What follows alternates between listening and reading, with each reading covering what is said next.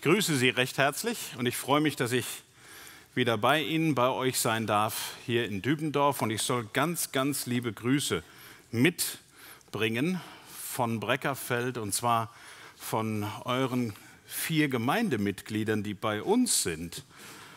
Und der Philipp Ottenburg hat jetzt gerade die Predigt bei uns in Breckerfeld. Und der Jonas Schuler hat extra gesagt, ganz liebe Grüße. Und auch die Jenny Leingruber. Und wen haben wir noch? Den Michael Ziegler. Richtig. Also die 4 lassen ganz besonders grüßen. Darf ich Grüße wieder mitnehmen?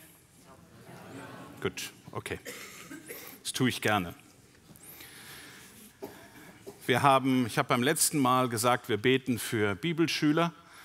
Und es waren noch nicht die Reihen gefüllt. Wir haben 13 Neuanfänger gehabt und 13 haben absolviert. Also es hat genau gepasst. Der Herr hat uns die Anzahl gegeben an Schülern, die wir haben sollten. Wir sind dem Herrn dafür dankbar. Betet einfach auch immer wieder für gerade junge Leute und jung gebliebene Leute, die bereit sind, sich ausbilden zu lassen. Und die da sind, dass der Herr sie befähigt und einfach auch ausrüstet für den Dienst, den sie dann antreten. Ich möchte vor der Botschaft noch einmal mit uns beten. Treuer Gott und Vater, wir wollen dir Danke sagen dafür, dass du uns heute Morgen hier hingeführt hast, dass wir hier sein dürfen und dass wir jetzt die Zeit nehmen dürfen, uns auf dein Wort zu konzentrieren. Und jetzt gib, Herr, dass wir wirklich alles beiseite tun, was dich nicht meint, dass wir uns konzentrieren können auf dich und dein Reden und dass es nicht nur im Kopf bleibt, sondern dass es ins Herz geht und dann in die Hand, dass wir es umsetzen. Herr, gib du Gnade und Segen zum Reden, aber auch zum Hören. Amen. Sie heute hier sind, haben einen großen Vorteil gegenüber den Personen, die das nur per Livestream heute mitkriegen. Nicht, weil sie hier sind und weil sie so eine schöne Halle haben und allem drum und dran, aber warum und weswegen, kommen wir gleich zu. Auf die Füllung kommt es an. Das ist ja so eine Sache. Wir stehen nicht gerade kurz vor Weihnachten, aber es ist ja schon, vielleicht machen sich die ersten Hausfrauen schon die ersten Gedanken, wie wird die Füllung des Truthahns? Was tun wir denn diesmal rein? Darum soll es nicht gehen, aber auf die Füllung kommt es an, ist ja doch manchmal entscheidend.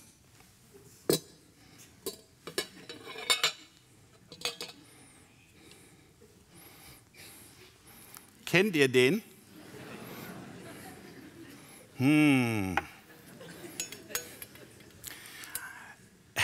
Das ist ja, also Krapfen oder Kreppel habe ich gelernt oder Berliner, bei uns in der Gegend sagt man Berliner Ballen. Da ist so ein Loch. Da ist was drin. Eine Füllung. Wisst ihr, wie der entstanden ist? Der Berliner ist entstanden um 1750 bis 1760 in Berlin. Und dort war ein Mann, er wollte unbedingt unter dem Friedrich dem Großen in der Armee dienen. Und er hat gesagt, ich will also irgendwo dem Friedrich dem Großen dienen, aber ich kann das nicht so mit Schießen und allem drum und dran. Ich bin da nicht so perfekt drin, aber ich möchte trotzdem helfen. Und dann wurde er gefragt, was kannst du denn? Ja, ich bin Bäcker. Gut, dann geh da vorne und dann mach doch irgendwo, die brauchen immer was zu essen. Krieg, okay, sollte aussehen wie eine Kanonenkugel. Ja, ist kein Scherz. Und dann hat er sich dran gegeben und dann hat er eine Kanonenkugel geformt und hat das gemacht. Und er ist an vielen Stellen bekannt, der Berliner. Wenn du zur Faschingszeit in die Nähe von Köln kommst oder Aachen, kann sein, dass die Füllung eben nicht die schöne Erdbeerkonfi ist oder so eine schöne Pflaumenmus oder sowas. Nein, sondern dann ist Senf da drin. In manchen Gegenden gibt es auch eine Zwiebelfüllung dann da drin. Und du denkst, du hast so eine schöne Erdbeerkonfitüre da drin und dann kriegst du auf einmal die Füllung komplett mit Senf. Der kann noch so schön von außen aussehen, aber wenn du ihn dann offen machst und es ist, du beißt rein, ich muss den wegstellen. Sonst habe ich ein Problem heute beim Predigen. Das geht nicht. Auf die Füllung kommt es an. Und um dieses Thema geht es heute Morgen. Und ich habe natürlich den Berliner nicht in der Bibel gefunden, aber auf die Füllung kommt es an. Und jetzt schau mal nach in deiner Bibel, bitte schlag mal auf 4. Mose 3. 4. Mose 3, die Verse 1 bis 10. Und ich möchte diese Verse mit euch lesen. 4. Mose 3, 1 bis 10.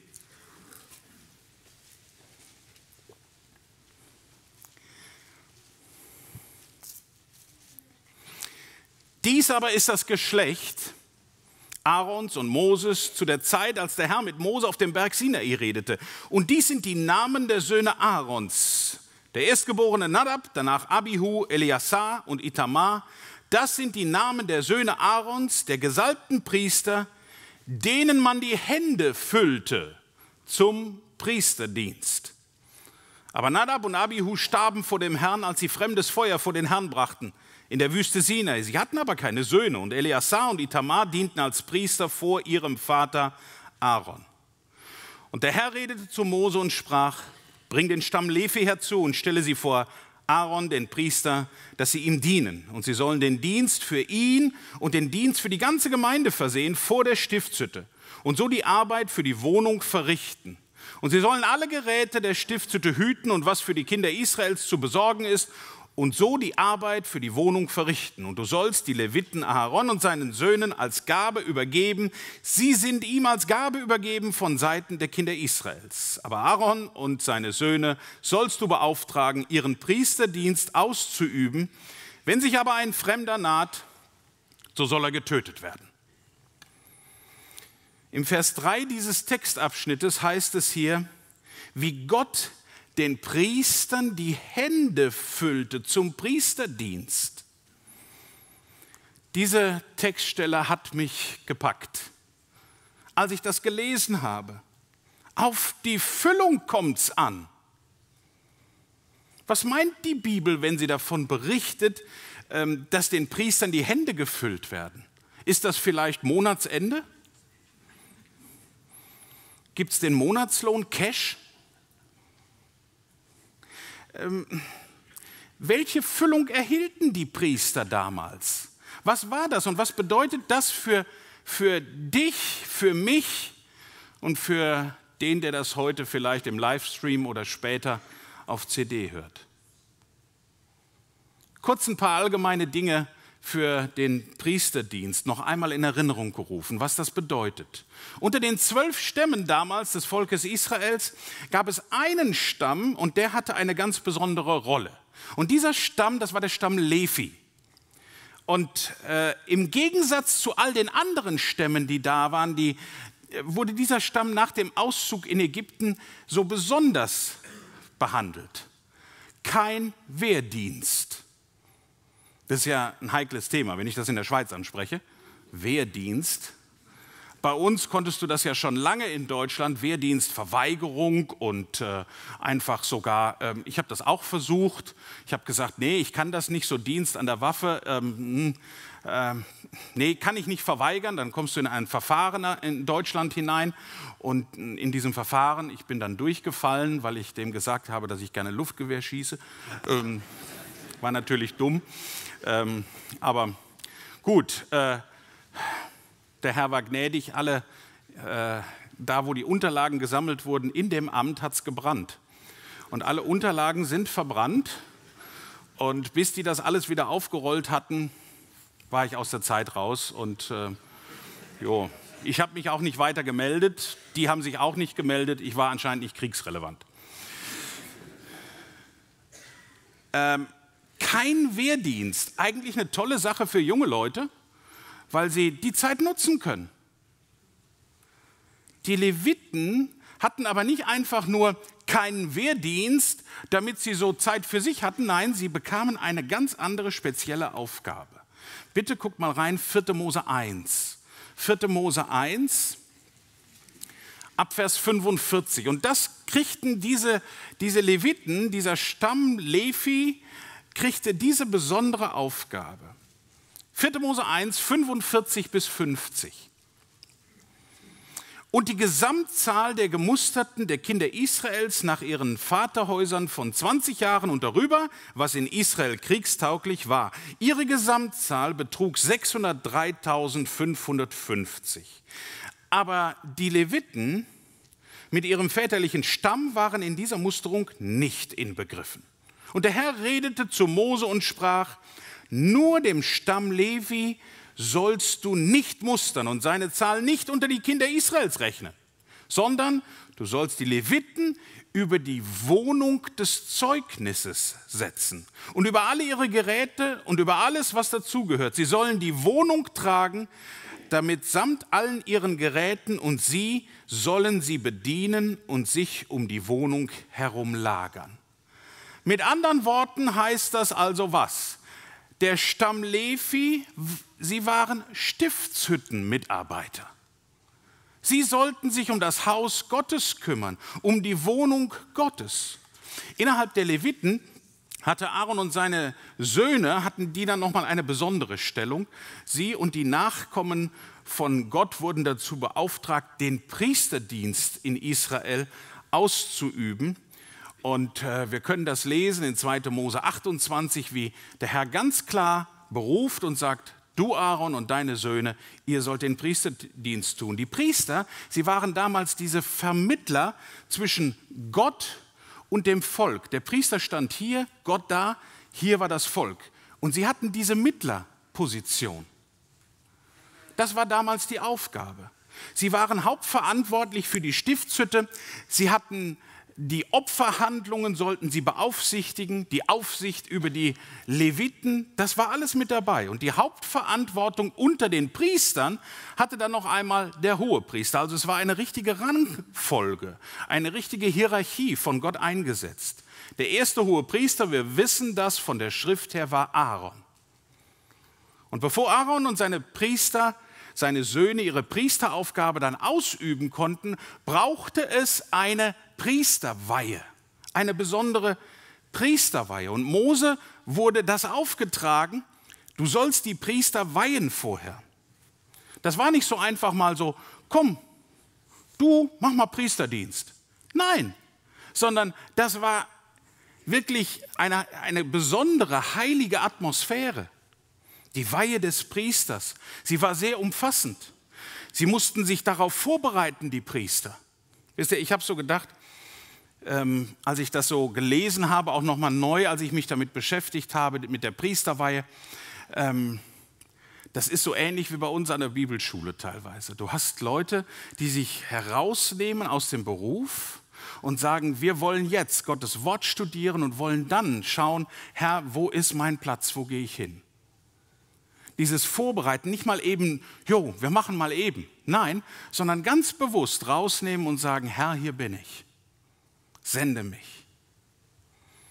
In 3. Mose 8 wird detailliert beschrieben, welche Schritte die Priesterweihe beinhalteten. Ihr könnt schon mal aufschlagen, das war ein leichter Hinweis für euch. 3. Mose 8. 3. Mose 8. Ein Bestandteil dieser umfassenden Priesterweihe war, dass den Priestern die Hände gefüllt wurden. Bitte, 3. Mose 8, Abvers 22.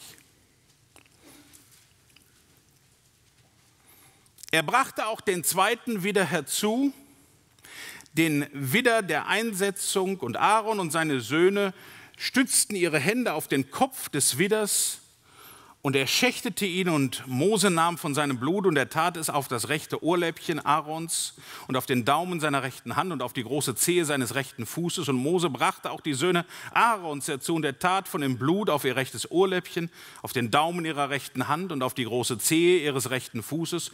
Und Mose sprengte das Blut ringsherum um den Altar. Und er nahm das Fett und den Fettschwanz und alles Fett an den Eingeweiden und den Leberlappen und die beiden Nieren mit dem Fett daran und die rechte Schulter. Dazu nahm er aus dem Korb mit den ungesäuerten Broten, der von dem Herrn war, einen ungesäuerten Kuchen und einen Brotkuchen mit Öl und einen Fladen und legte es auf die Fettstücke und auf die rechte Schulter. Und er legte das alles auf die Hände Aarons und auf die Hände seiner Söhne und webte es als Webopfer vor dem Herrn. Na klasse, nix Bezahlung, Fettstücke, Leberlappen. Wir haben gerade gestern bei uns an der Schule Schlachttag gehabt. Wir haben 6 Schweine geschenkt bekommen. Und die wurden gestern fertig gemacht, dass sie ins Kühlhaus kamen. Fettlappen. Ich habe gedacht, das hat was mit Bezahlung zu tun. Jetzt kriegen die da Fett. Würdest du dich freuen, heute am Ausgang so ein schönes Fettstück auf deine Hände gelegt zu bekommen? So ein schönes Nierenstückchen, so ganz frisch rausgeschnitten. Ja, nehmen wir das mal bitte ganz normal. Und lesen wir das nicht nur so einfach so, hoch, ja, war ja damals. Stell dir das vor, da würden deine Hände mitgefüllt. Was den Priestern in die Hände gelegt wurde, war aber nicht für sie, sondern was taten sie? Habt ihr es mitgelesen? Sie hatten ein Webopfer. Und ein Webopfer, das bedeutete, sie webten es vor dem Herrn. Es wurde so hin und her gewogen. Ja, es ist eine symbolische Handlung. Habt ihr das schon mal gesehen, wenn in Israel an der Westmauer, denkt dran, es ist nicht die Klagemauer, ne? Klagemauer ist Finanzamt. An der Westmauer, wenn sie stehen und beten, sie stehen da nicht einfach so wie wir so, sondern wenn sie an der Mauer stehen, dann beten sie mit dem ganzen Körper. Und so war das mit dem Webopfer. Sie webten es vor dem Herrn. Daher kommt auch dieser Ausdruck, ich bewege es noch einmal in meinem Herzen. Sagt man ja schon mal, oder das will ich noch mal bewegen. Ja, daher kommt das. Webopfer sind Opfer, die in die Hände der Priester zur Ehre Gottes hineingelegt wurden. Anschließend wurden dann die Opfergaben des Webopfers auf dem Altar zur Ehre des Herrn verbrannt. Bitte nochmal, 3. Mose 8, jetzt guck mal rein, Vers 28. Danach nahm Mose das alles wieder aus ihren Händen und ließ es auf dem Altar über dem Brandopfer in Rauch aufgehen. Es war das Einsetzungsopfer zum lieblichen Geruch, ein Feueropfer für den Herrn. Es wurden ihnen also die Hände gefüllt, damit sie wieder weitergeben konnten zur Ehre Gottes und zur Verherrlichung seines Namens. Das, was sie selber bekommen hatten, weitergeben zur Verherrlichung seines Namens. Den Priesterdienst, wie es ihn zur Zeit des Alten Testamentes gab, gibt es ja heute so nicht mehr. In Jesus Christus hat sich dieser Priesterdienst des Alten Testaments erfüllt. Es war, ich möchte mal sagen, dieser Priesterdienst so eine Vorausschattung auf unseren Herrn Jesus Christus. Auf dieses Vollkommene, auf das Zukünftige, was sein wird. Jesus Christus ist die, und jetzt möchte ich es ganz bewusst betonen, Erfüllung. Die Erfüllung des Alten Testamentes, des Gesetzes. Bitte schlag auf Matthäus 5. Matthäus 5, Vers 17. Matthäus 5, Vers 17.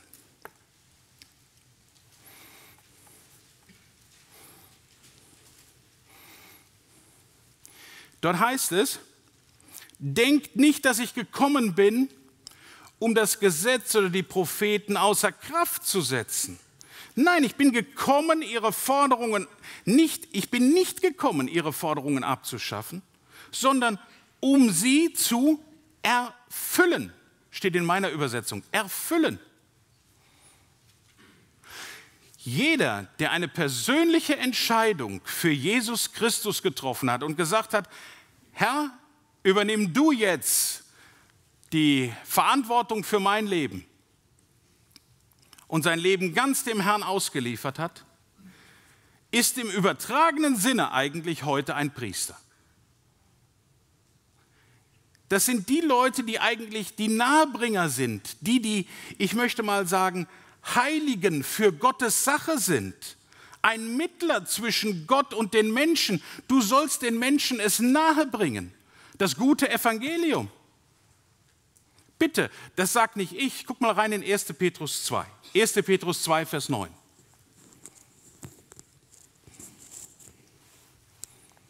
1. Petrus 2, Vers 9.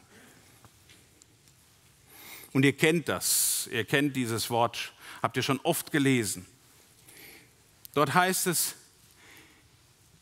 ihr aber seid ein auserwähltes Geschlecht, ein königliches Priestertum, ein heiliges Volk, ein Volk des Eigentums, damit ihr die Tugenden dessen verkündigt, der euch aus der Finsternis berufen hat zu einem wunderbaren Licht. Es heißt hier, ihr seid ein königliches Priestertum. Damit bin ich gemeint, wenn du den Herrn Jesus in dein Herz aufgenommen hast.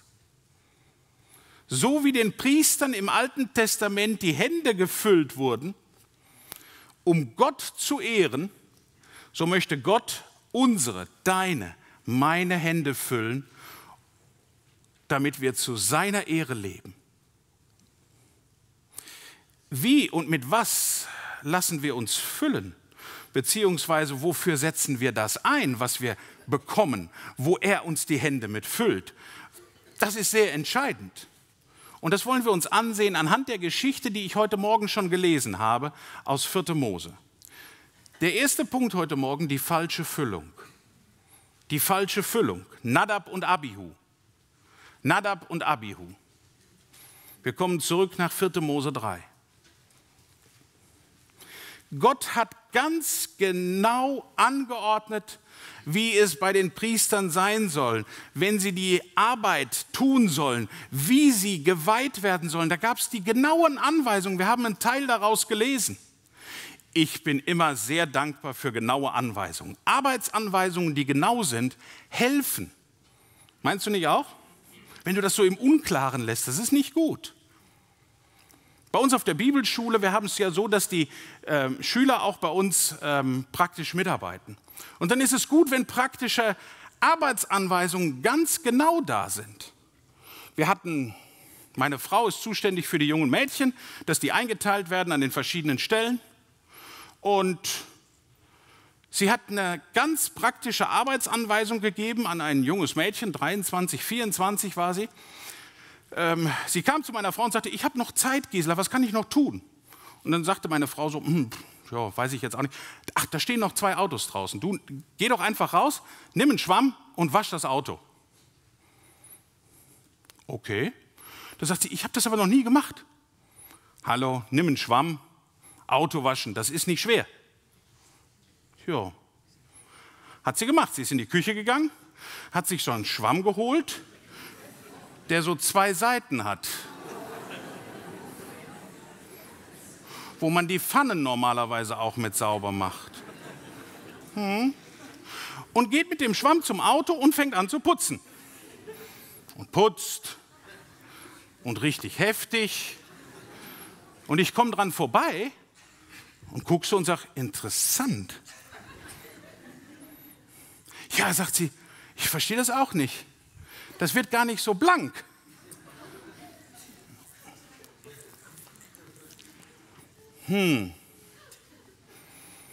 Das Auto, was sie putzen sollte, gehörte einem Mann, der uns das für 2 Monate ausgeliehen hatte, unsere Missionswerk. Und der wollte das jetzt wieder abholen. Ich habe ihn angerufen, ich habe ihm gesagt, lieber Bruder, Also da ist ein Missgeschick passiert, da hat jemand mit einem Akkupatz, heißen die bei uns, so mit so einem Stahlschwämmchen, so das komplette, so die eine Seite. Und dann sagt er, was? Mit meinem Auto? So eine verkratzte Karre? Die will ich nicht wieder haben. Die kannst behalten, die schenke ich dir.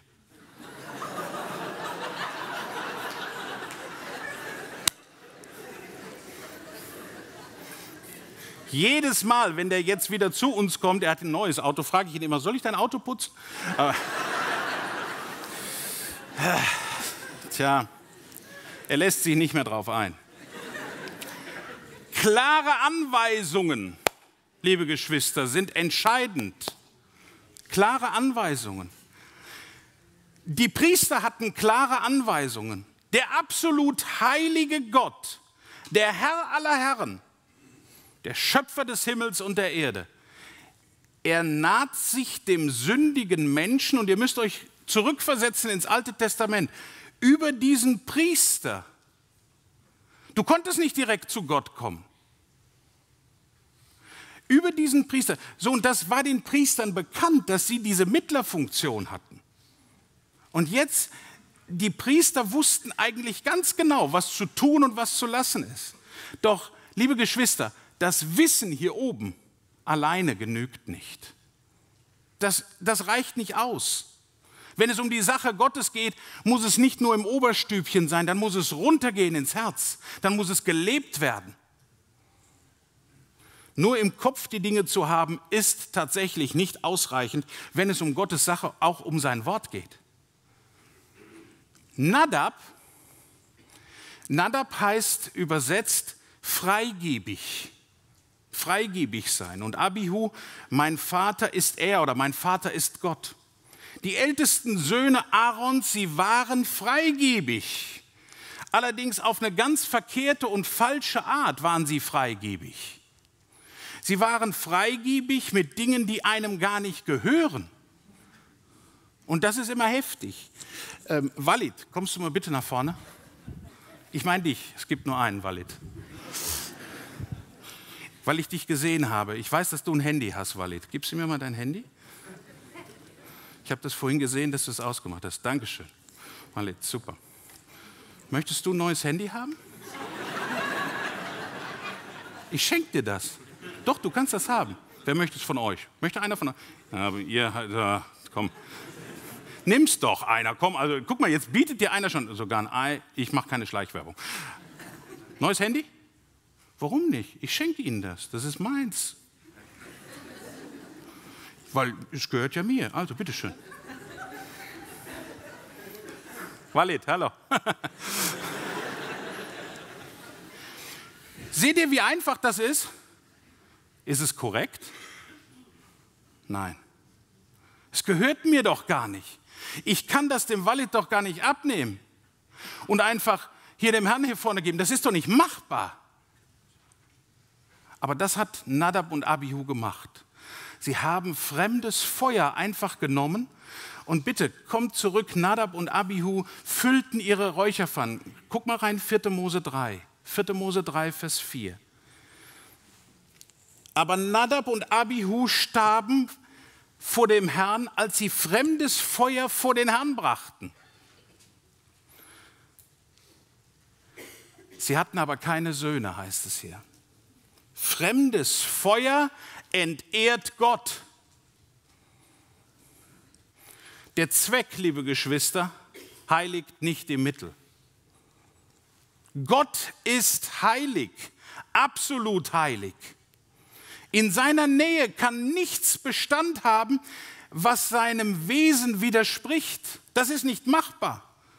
Auch im Neuen Testament wird uns das sehr deutlich gezeigt, dass wir nicht nur im Alten Testament sind, sondern bitte guckt noch mal rein, 1. Johannes 3. Und ich habe das nach der neuen Genfer oder nach der neuen evangelistischen Übersetzung mir mal herausgeholt. 1. Johannes 3.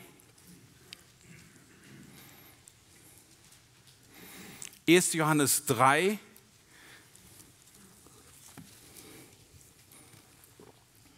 die Verse 2 bis 4. 1. Johannes 3, die Verse 2 bis 4. Ihr Lieben, Schon jetzt sind wir Kinder Gottes und was das in Zukunft bedeuten wird, können wir jetzt noch nicht einmal uns vorstellen. Aber wir wissen, dass wir von gleicher Art sein werden, genau wie er. Denn wir werden ihn sehen, wie er wirklich ist. Wer auf so etwas hofft, wird immer darauf achten, dass er sich von Sünde zu reinigen hat, um rein zu sein wie er. Wer absichtlich sündigt, lehnt sich gegen Gottes Ordnung auf, denn Sünde ist Auflehnung gegen Gott. Ich fand das sehr treffend ausgedrückt. Wenn wir für Gott leben, und das wollen wir doch, die wir Jesus Christus in unser Herz aufgenommen haben, wenn wir für Gott leben, wenn wir ihm dienen wollen, dann haben die Dinge, die Gott missfallen, eigentlich gar keinen Platz in unserem Leben. Die dürften gar nicht da sein. Ja, aber Bruder Vogel, was ist denn jetzt fremdes Feuer bei mir so ganz persönlich? Fremdes Feuer, ich möchte es mal praktisch machen. Fremdes Feuer ist, wenn du hier anfängst zu sagen, dass das, die Bibel, nicht mehr Gottes Wort ist. Wenn du sagst, ja, da sind ja auch Menschenworte enthalten und überhaupt, und ob das alles so stimmt, und du das dann so weitergibst, diese Zweifel auch. Ich weiß ja nicht, ob alles da stimmt, was da drin steht, aber lesen kann man es ja mal. Das ist fremdes Feuer. Aber Bruder Vogel, das ist noch zu abstrakt. Gut, machen wir es anders. Wir haben heute Morgen hier so eine Lobpreisgang gesehen. Howard und die Barbara. Sie haben vorher gespielt, gesungen, ja, und gefiddelt. Warum macht die Barbara Frei das hier vorne? Damit ihr sie alle seht, was sie für einen schönen neuen Rock anhat? Dass sie, guck mal hier, ich kann das. Wenn das die Motivation bei Barbara Frei ist, dann ist es verkehrt. Ich weiß, dass es nicht so ist.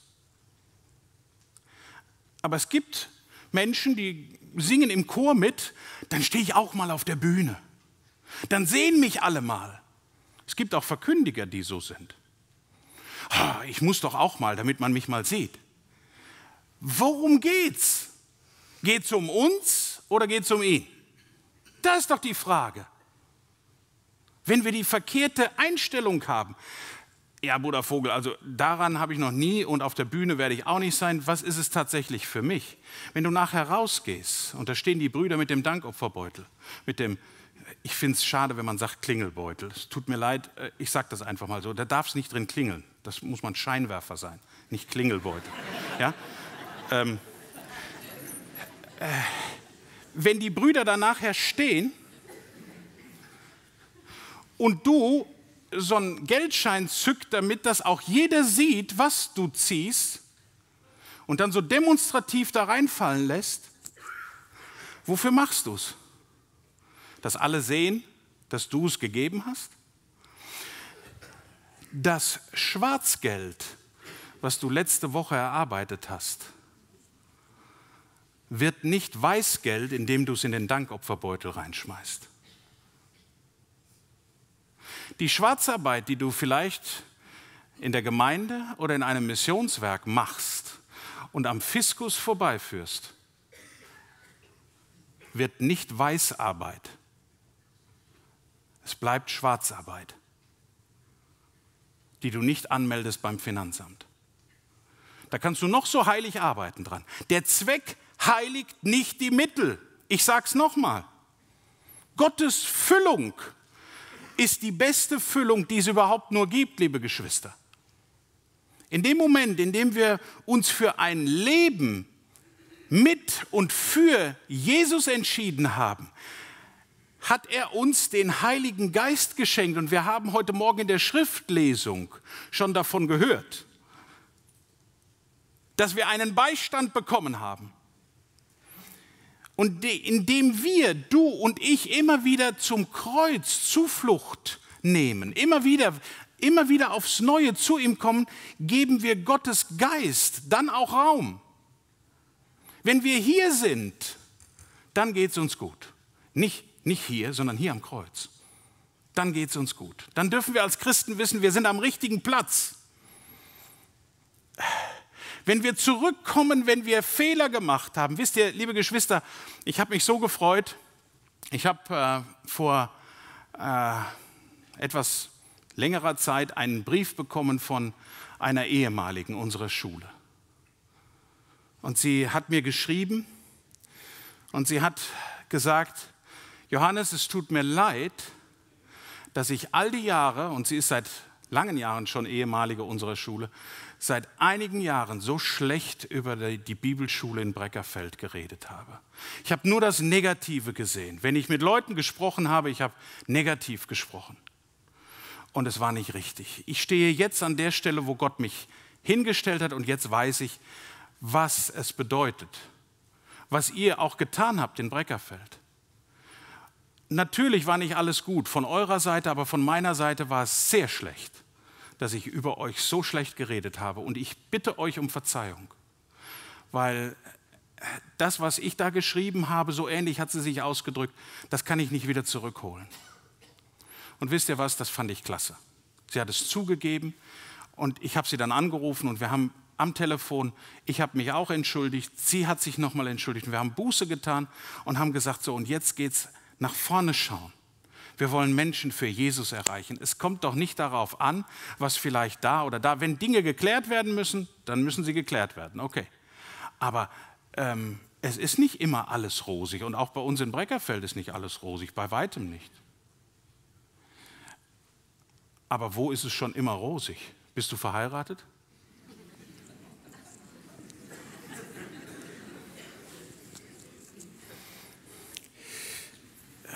Wisst ihr, das sind so Sachen, lasst uns doch nicht das Negative sehen, sondern lasst uns das sehen, dass wir uns hier treffen.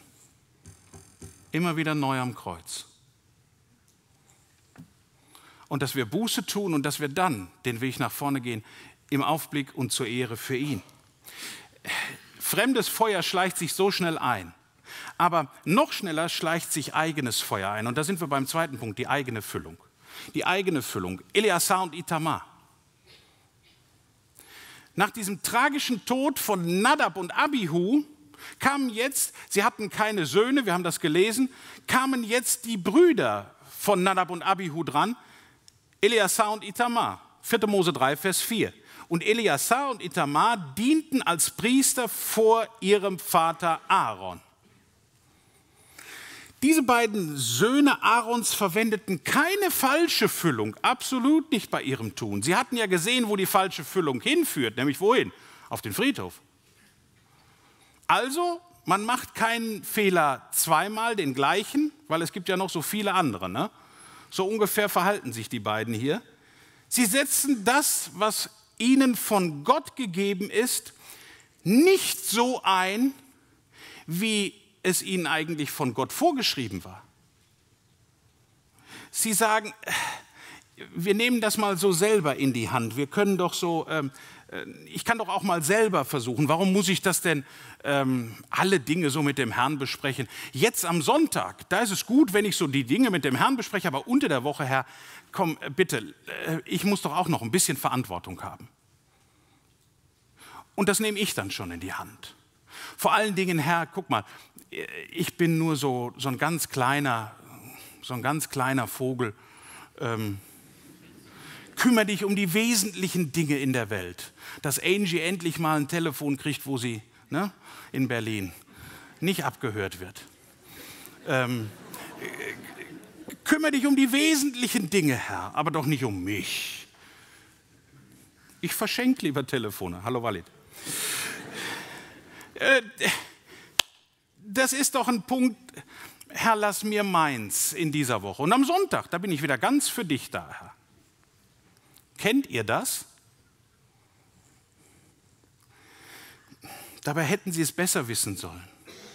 Eleazar und Itamar. Eleazar heißt übersetzt, Gott hilft. Gott hilft. Also er wusste ganz genau, wo seine Hilfe eigentlich lag, nämlich bei Gott. was ihnen zum Essen erlaubt war und wo, das war ganz genau vorgeschrieben. Bitte schlag mal auf 3. Mose 10. 3. Mose 10, die Verse 16 bis 18.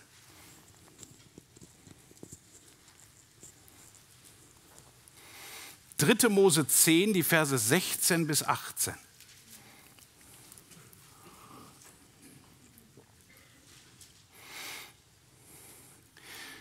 Mose aber suchte eifrig nach dem Bock des Sündopfers und siehe, er war verbrannt worden. Da wurde er zornig über Eleazar und Itamar, die Söhne Aarons, die noch übrig geblieben waren, und sprach: Warum habt ihr das Sündopfer nicht gegessen an heiliger Stätte?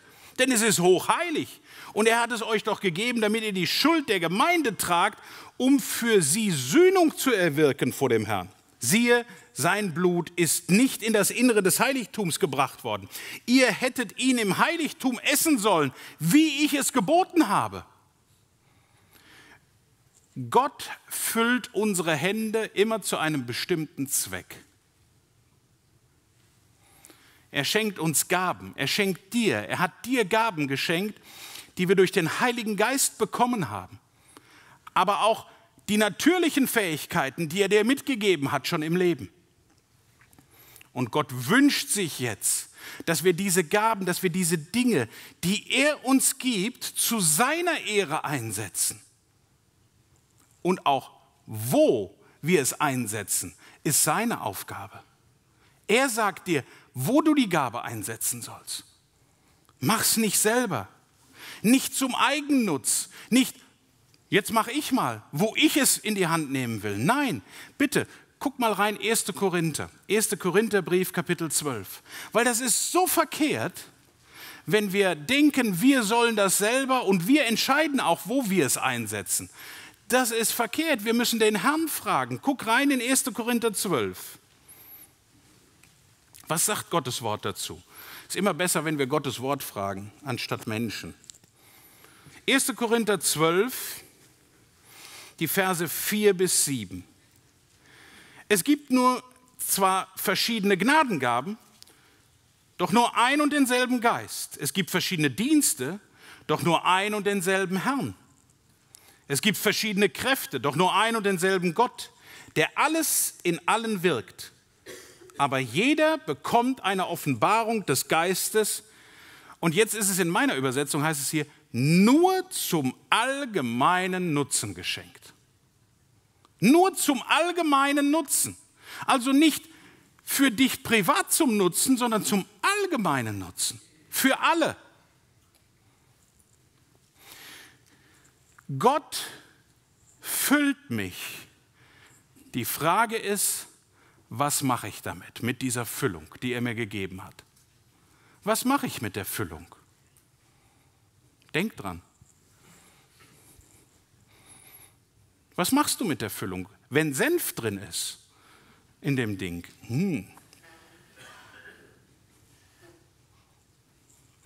Was machst du mit der Füllung, mit der Gnadengabe, die Gott dir gegeben hat? Wie setzt du sie ein? Ich finde das so herrlich, wenn ich Bibelschüler sehe, die nach 3 Jahren rausgehen, die gewachsen sind bei uns, nicht nur so, sondern geistlich, innerlich gewachsen sind und dann rausgehen und diese Gnadengaben, die der Herr ihnen gegeben hat, einsetzen für ihn.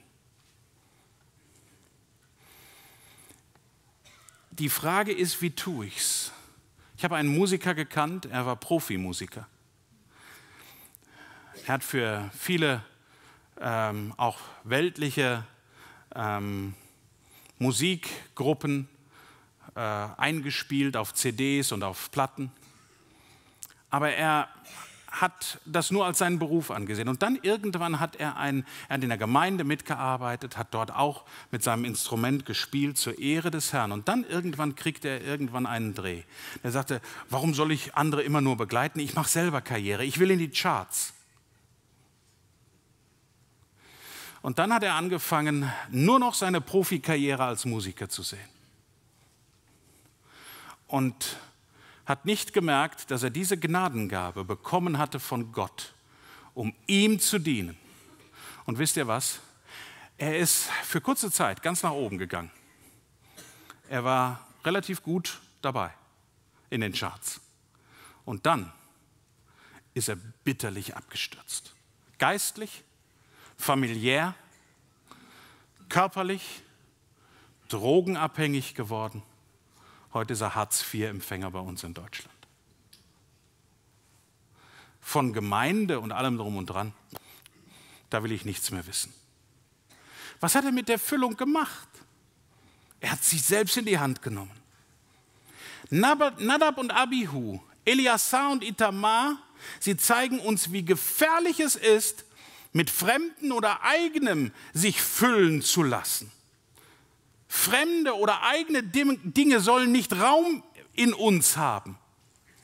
Wenn du nur auf andere hörst und wenn du nur das tust, was dir andere sagen, weißt du was, dann gehst du in einer Spirale nach unten.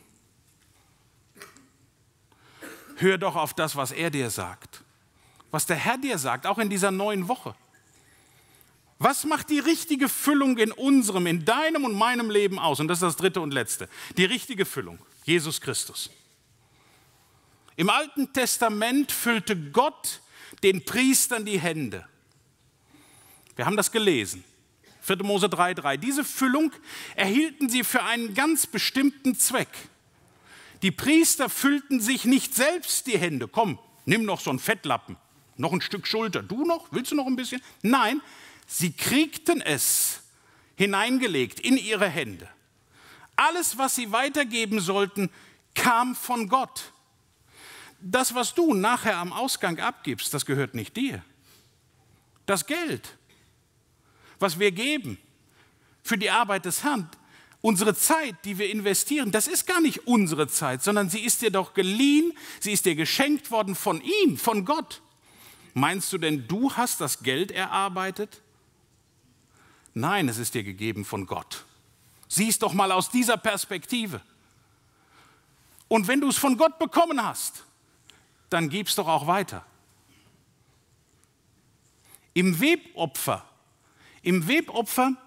wurde die Füllung ihrer Hände jetzt eingesetzt und anschließend zu seiner Ehre verbrannt.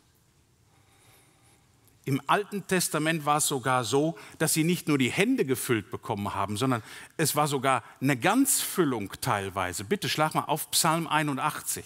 Da siehst du, dass teilweise sogar eine Ganzfüllung vorgenommen worden ist. Schon im Alten Testament, genauso wie bei dir und mir, weil wir sind ja auch ganz gefüllt. Psalm 81.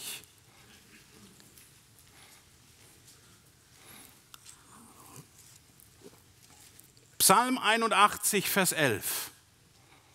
Da heißt es, tue deinen Mund weit auf, damit ich ihn fülle.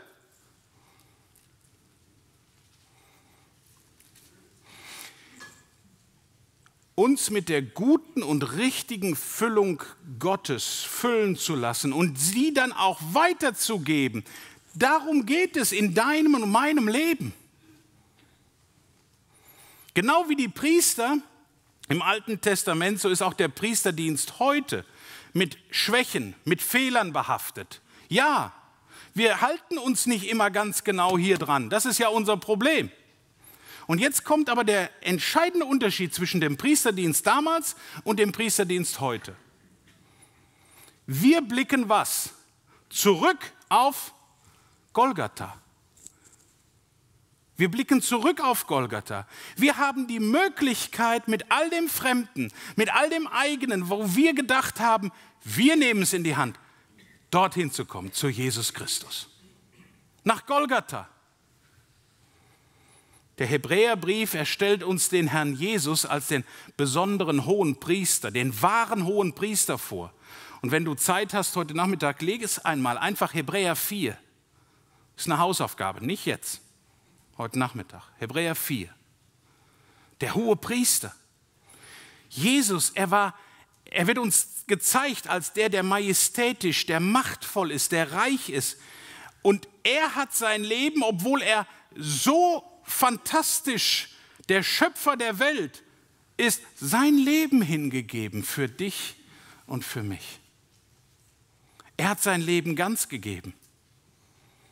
Er hat uns vorgelebt, was es bedeutet, vollgefüllt zu sein und diese Füllung wieder für Gott einzusetzen.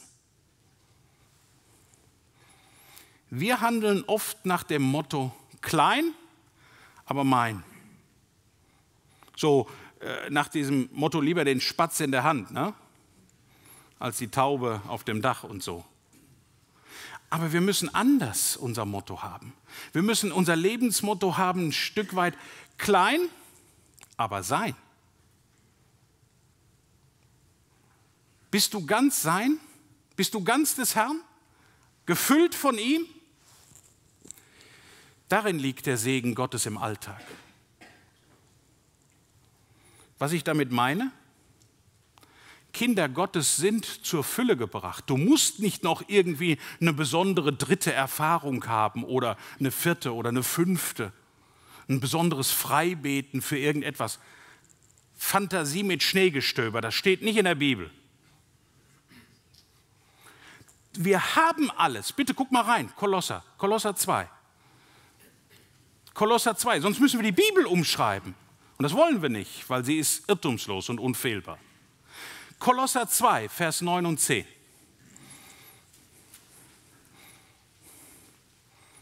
Vorletzte Bibelstelle. Dann wisst ihr, dass er gleich aufhört. Kolosser 2, Vers 9 und 10.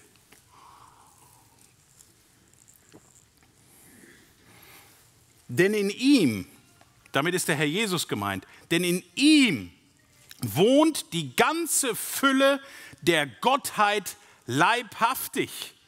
Und ihr seid zur Fülle gebracht in ihm, der das Haupt jeder Herrschaft und Gewalt ist. Wir müssen doch nicht noch etwas suchen. Wir müssen doch nicht noch nach irgendetwas streben. Wir haben die Fülle in ihm. Nicht wir bekommen die Fülle, sondern wir haben sie. Als Erfüllte dürfen wir leben und weitergeben, was Gott uns geschenkt hat. Was wir sind und haben, gehört Gott allein. Bist du dir dessen bewusst? Ich bin mir dessen manchmal nicht bewusst im Alltag, dass alles von Kopf bis Fuß Gott gehört. Ich denke immer so, das gehört doch mir. Oder vor allen Dingen manchmal, das gehört doch mir. Nein, es gehört dem Herrn. Sind wir uns dessen bewusst? Ich bin es manchmal nicht. Wir schauen oft auf die Füllungen der anderen. Wir fangen an, uns zu vergleichen. Ich habe das schon so oft gesagt, aber ich sage es nochmal. Robert, das mit dem Klavier, kannst du mir da nicht ein bisschen was von abgeben? Er nickt. Ja, klar. Logo. Ich würde das gerne so können wie du. Das ist so, und das ärgert mich, dass ich das nicht kann. Und das macht mich, Robert. Ist das meine Einstellung? Ich bin manchmal traurig, dass ich nichts kann, ja, aber ich ärgere mich nicht drüber und ich fange nicht an, und jetzt zeige ich es dem Robert, jetzt werde ich mal zeigen, dass ich das besser kann. Verlangt nicht danach, dass ich mich da hinsetze. Das ist, jeder hat doch seine Gabe, jeder hat sie doch bekommen. Wir haben so viele Begabungen und es kommt doch auch nicht darauf an, wie viele Gaben du hast. Ja, der hat aber das und das. Und dann fangen wir auch noch an zu vergleichen mit den anderen Dingen. Oh, guck mal, was der für ein Motorrad hat. Oder guck mal, oh, was der für ein Auto hat. Guck mal, was der für ein Haus hat. Und hast du gesehen, die vom Mitternachtsruf, die ist schon wieder so braun. Die war bestimmt wieder in Urlaub. Lass sie doch in Urlaub gehen. Sei doch dankbar für deine weiße Haut. Braun wird eher Hautkrebs. Lass es doch, ist doch okay. Komm, gönn's den anderen doch. Aber da sind wir, und da bin ich genauso dabei. Da werde ich manchmal, das hätte ich aber auch gerne. Und das ist ein Fehler. Bei ihm zählt, was wir mit dem tun, was er dir, mir gegeben hat. Das zählt beim Herrn. Nicht die Masse zählt beim Herrn. Ich habe aber 5 Gaben. Hallo, das macht doch gar nichts, wenn du nur die eine hast. Nutz sie für den Herrn. Egal wie groß deine Gabe ist, die er dir gegeben hat, bring sie ein für den Herrn. Hier im Mitternachtsruf, bring sie in deine Heimatgemeinde ein. In Missionswerken, die der Herr dir vielleicht aufs Herz legt. Bring sie ein. Wisst ihr, die Masse, die macht's nicht. Manchmal hast du 10 Tassen Kaffee und die kannst du trinken. Aber so ein kleiner Espresso haut dich aus den Socken. Und das ist nur so ein ganz kleiner. Die Masse macht's also nicht. So, genau wie Gott den Priestern im Alten Testament die Hände zum Priesterdienst füllte, so möchte er auch heute dir, der du sein Kind bist, die Hände füllen. Deine und meine Hände. Ich lese nochmal zum Abschluss 4. Mose 3, Vers 3. Das sind die Namen der Söhne Aarons, der gesalbten Priester, denen man die Hände füllte zum Priesterdienst. Mit was füllst du deine Hände? Mit was werden deine Hände gefüllt vom Herrn? Lasst uns darauf bedacht sein, dass wir nicht mit einer falschen Füllung uns füllen lassen. Denn alles, was Gottes Wesen widerspricht, entehrt ihn. Und das war das Erste. Und das Zweite, heute, was wir uns angeschaut haben, war die Füllung, die Gott uns gibt. Gebrauch sie nicht für eigene Dinge. Keine eigene Füllung, keine selbstgewählten Ziele, sondern lass dir die Ziele von Gott vorgeben. Und das Dritte war die richtige Füllung. Mit Gottes guter Füllung können wir alles zu seiner Ehre einsetzen. So wie Jesus Christus es uns vorgelebt hat, so sollten wir, du und ich, unser Leben leben und so sollte unsere Füllung sein. Er, der Herr Jesus Christus, ist die Zuflucht, wenn wir auf die Nase gefallen sind, wenn wir eigenes Feuer gebraucht haben, wenn wir fremdes Feuer gebraucht haben, dann finden wir Zuflucht bei ihm. In ihm sind wir zur Fülle gebracht, haben wir heute Morgen gehört. Mit und in ihm erleben wir die Erfüllung des Lebens. Hast du die Erfüllung deines Lebens? Lieber Zuhörer, lieber Gottesdienstbesucher, bete nicht für ein langes Leben, sondern bete für ein erfülltes Leben. Und das kann nur erfüllt sein, wenn wir uns von Gott füllen lassen und seine Aufgaben, die er dir gegeben hat, für ihn einsetzen, zu seiner Ehre. Denk dran. Bist du bereit für die Füllung Gottes?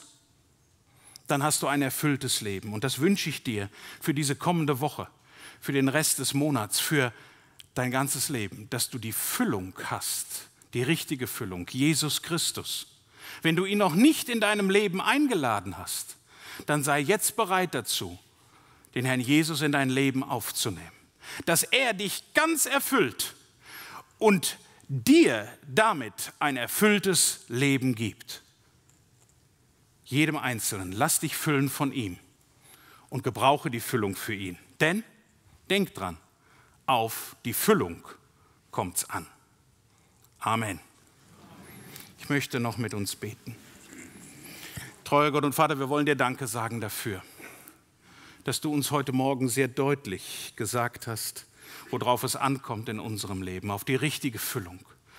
Wir suchen so oft die Erfüllung unseres Lebens in weltlichem, vergänglichem und meinen, dass das das Richtige ist. Herr, richte uns wieder ganz neu aus und gib uns geöffnete Hände, einen geöffneten Geist, dass du uns erfüllen kannst und dass wir das, was wir dann von dir bekommen, weitergeben können, auch in dieser neuen Woche.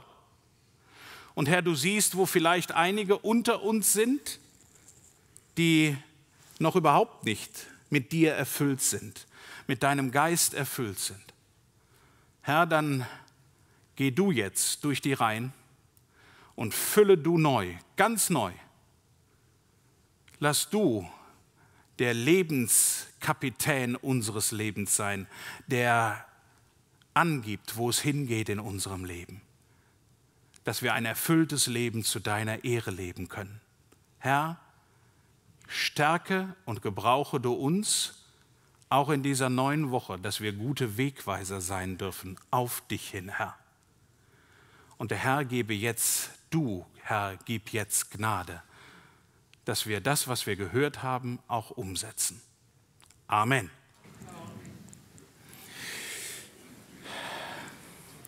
Wir haben heute, ich muss den schon mal mitnehmen, wir haben heute noch etwas Besonderes. Ich hoffe, ihr habt noch ein wenig Zeit. Und ich möchte euch einladen in das Mitternachtsrufhaus, jetzt nach dem Gottesdienst. Und zwar hat der Mitternachtsruf keine Kosten und Mühen gescheut, für jeden von euch einen Berliner drüben im Mitternachtsrufhaus. Ich hatte dem Jonathan gesagt, es wäre schön, wenn wir vielleicht ein paar Berliner hätten. Und ich kriegte dann die Mail, also es ist alles fertig. Es wird nach dem Gottesdienst da sein. Also 700 Ballen sind drüben im Mitternachtsrufhaus.